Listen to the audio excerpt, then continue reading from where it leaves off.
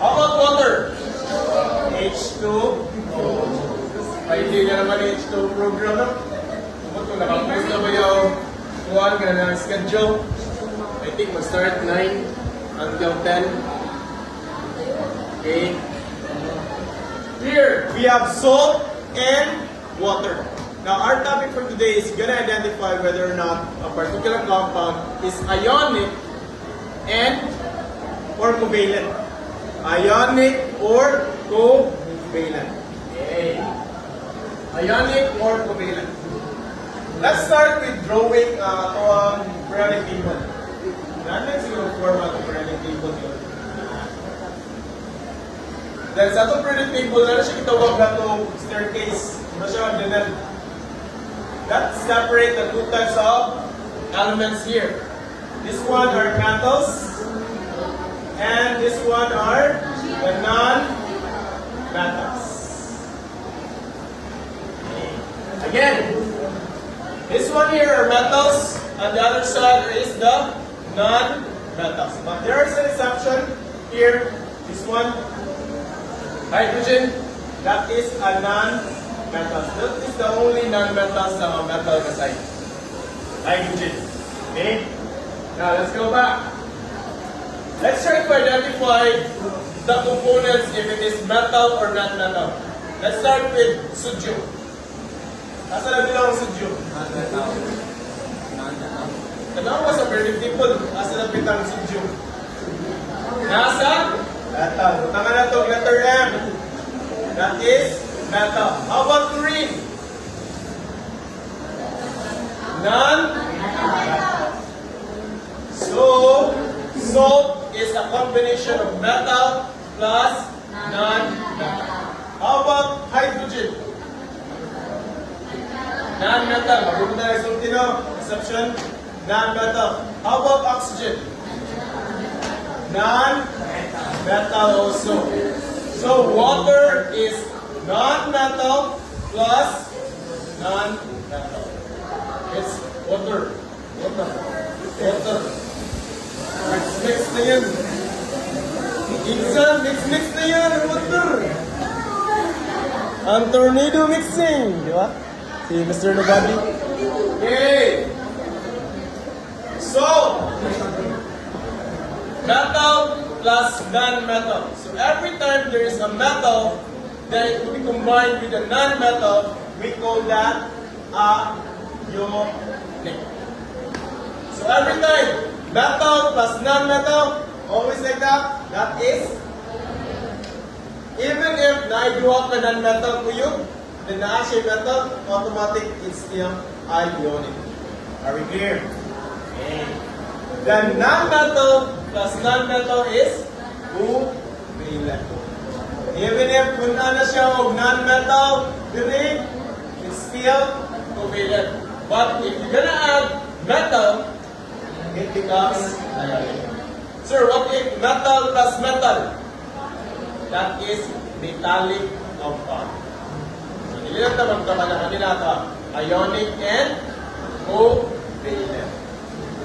Now, what really happened here is that we're gonna go with Ant-Man, Scotland, quantum realm, the string tag mayo, then we're gonna observe the molecular structure of salt and water.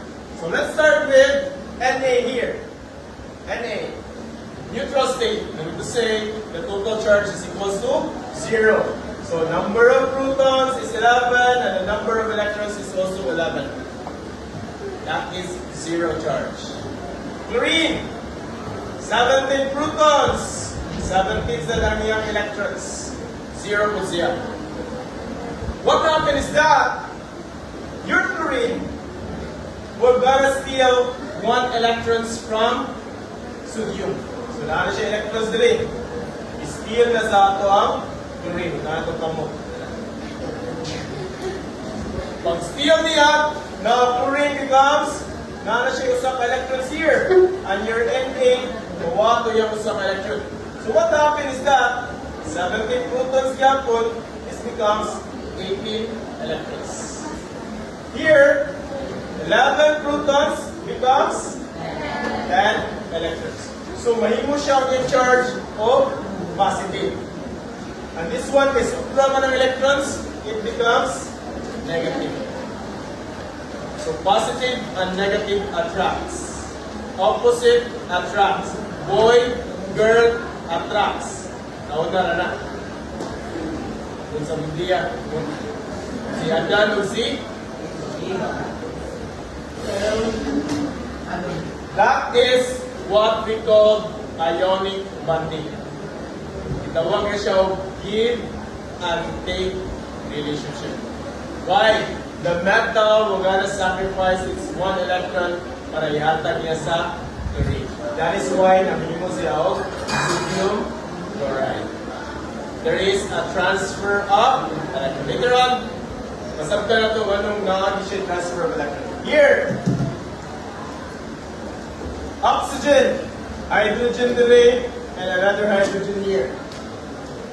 Now, siya doon, electrons here, guys. There is one electrons here. Now, you have noticed nga it is between non-metal and non-metal. Dili necessary the opposite attracts. Pwede siya guy, pwede siya girl. Okay? So, that is what we call sharing. Why? Ano ng sharing? Is the oxygen here, nagpuput na siya gamot together with your hydrogen and oxygen. This one side, puput sila, and the what holding them together is the two electrons. So, naganda sila. There is sharing of electrons. Here, this is a give and take, right? Ihatag, idawat si chlorine, then we have a chemical bond. Here, they are sharing electrons, then they have chemical bond. Understood? Give and take, sharing. Hindi namin iusulan. Kanina may usul, mahal lang kayo mga panalitan ka. Share ka, ikaw, ikay palit, may kaon. Okay. What? Are we clear? So this becomes H2O. Now let's go get deeper yapon. Let's draw our Na. This one here, the nucleus. First energy level, 1s2, dua ka electrons. Second energy level, 2s2, then 2p6. By the way, gusto mo yung score sa p6? Yes. Don't pass your world, sir. Don't pass my word. Oo. Kung nasa, may pagkatapis ang inyong mga score, mga 16 o 15. Ako ba, nagbuko, 13, over 15. Next! Second, last energy level, 1 lang. Kaya gano, 11 naman gamot electrons. So this is the structural formula or structural atomic structure of Na. Your chlorine here is like this. First energy level, 2 electrons.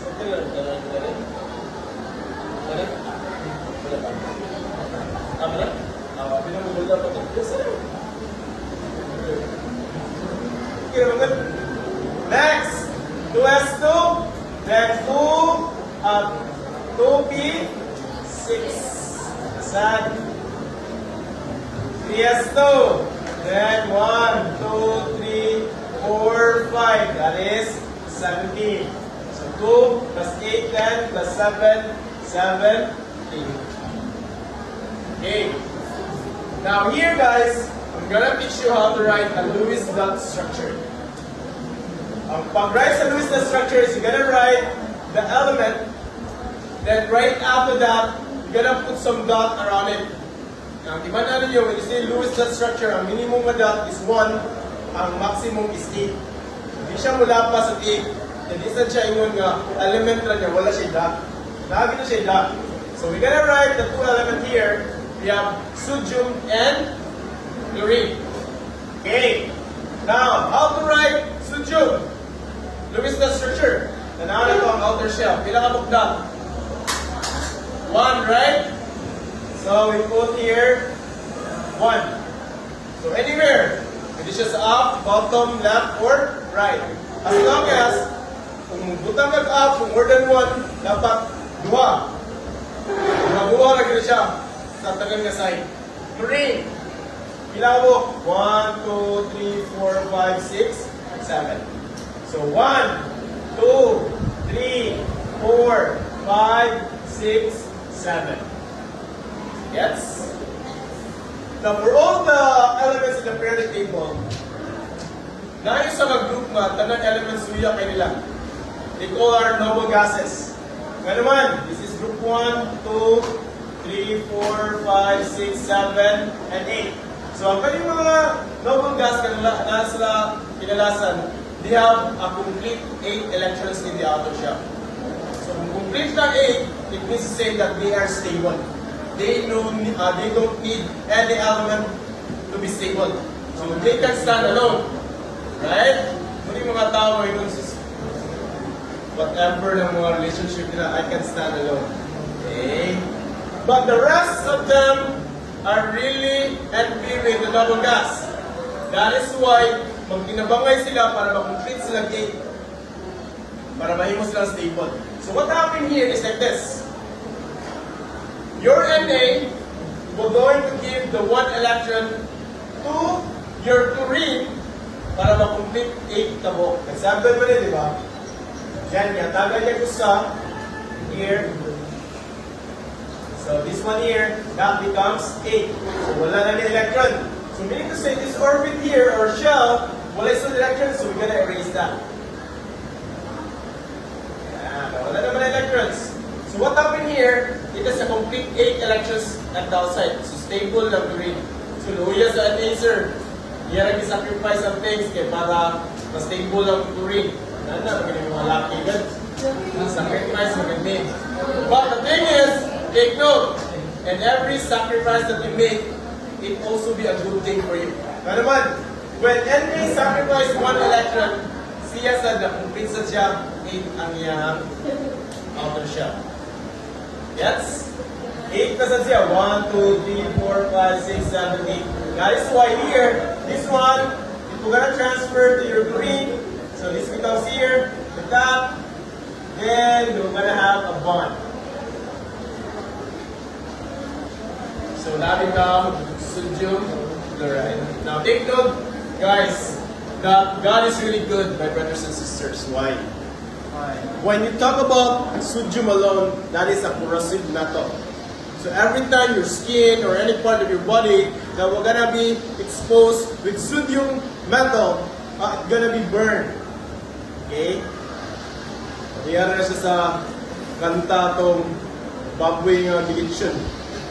Yeah, ang nagbuhi niya, may naglitsyon niya. Isa kay kanta nila, soundtrack na. Sa isang soundtrack sa katong nagbuhi sa baboy, niya iyang gilitsyon ng baboy. Mura may hit, Rihanna, masiguro na.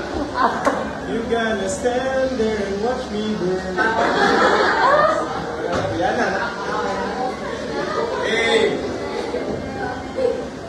Again, as I've said, sodium metal are very corrosive. If you're gonna burn your skin, then chlorine gas alone is a very poisonous gas. But when God combined them, it becomes salt. Right? A very good ingredient in cooking.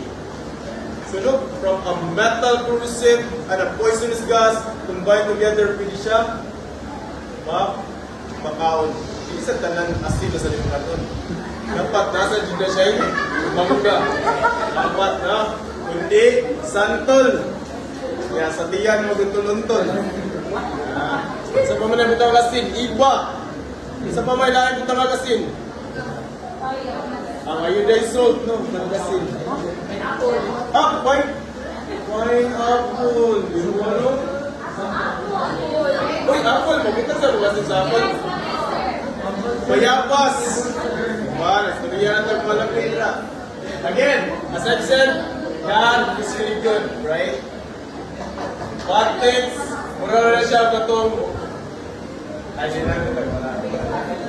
here, notice the structure of water. Let's start with oxygen. Group 6 ang oxygen, pila ka bukda? Kung group 6, pila ka bukda? 6. Na, group 1, 1 dot. Chlorine, group 7. 7 dots. Okay. So oxygen, group 6. 1, 2, 3, 4, 5, 6. Hydrogen, group 1. Kailangan dot? 1. Hydrogen, 1 dot. Hydrogen, 1 dot. Double ka ba hydrogen na to? Now, how many electrons are needed for oxygen to have a complete A? 2. Now, hydrogen here, it will not going to transfer its electron, but instead, it will going to share its 1 electron here. And the other one also, we're going to share its 1 electron to the other side, and that becomes a complete A. So that is why we have H2O. Here, yes. Clear? Clear. Dapat kailangan additional nga to input. We call this as, how we're gonna know if it is a polar or non-polar. Automatic na yung this is a polar. Every ionic compound is automatic polar. Now, if it is covalent, you can like choose between polar or non-polar, depending. Now, we're gonna use what we call the electron negativity difference. Nana siya sa inyong page 2 sa inyong SAS 24. I'm going to table yan na yung mga number. So that is 20 minutes. We have Na, we have chlorine. Na is 0.9 and chlorine is 3 point. Chlorine 3.5. 3.0. So we get the difference. Put down greater value minus the smaller value. So that is 2.1. Like people at the bottom, check. If it is greater than 2.0, that is ionic, correct? So 2.1 mo siya. So this is ionic. This is polar. So all ionic are polar. Na naman, nasa yung positive o negative na side. Yes? Hydrogen, bila. Oxygen, bila. Hydrogen, bila. 2.1. Oxygen, 3.5. So let's get the difference. 3.5 minus 2.1. That is 1.4. So table, asa na bilang 1.4? Polar. So this is polar. And that's it. That's it. Period. So let's wrap it up. We talk about ionic and covalent. When you say ionic, that is metal plus non-metal. There is a transfer of electron from metal going to the non-metal in order to satisfy the active rule to be stable. So there is bonding. Now when you talk about covalent, that is sharing of electrons between non-metal and non-metal. Clear? Then when we talk about polarity, we gotta compute the electron negativity difference using the information nga nasa SAS. Then, doing the seat work sa atong GC, please use the back page of your 24. Then, if you're done with the check for understanding and the seat work nga nasa GC, then you have to submit it as a whole class. Clear? We're good? So, can I break it down now? What's up? Peace out.